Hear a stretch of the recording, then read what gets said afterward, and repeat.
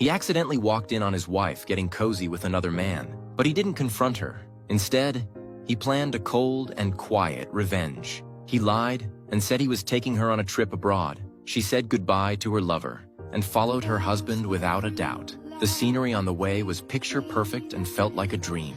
But once they arrived, she realized she'd been tricked. The place was hit by a once-in-a-century plague with shocking death counts. Her husband, a bacteriologist, had volunteered to go straight into the outbreak. He wanted to let the virus take her out, to get revenge without getting his hands dirty.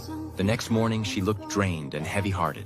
She knew she was stuck in a deadly place with no way out. She picked up a pen and wrote a letter to her lover, filled with longing.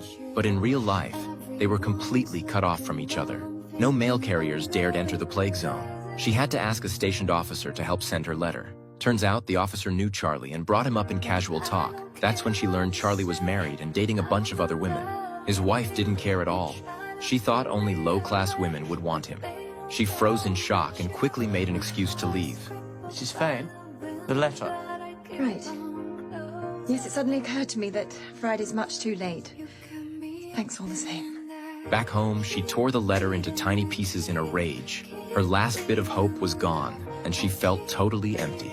That night, her husband came home after a long day fighting the disease. He battled the outbreak by day and cold silence at home by night. He was exhausted and too disappointed to say a word. When a servant brought local food, he warned her it might be infected.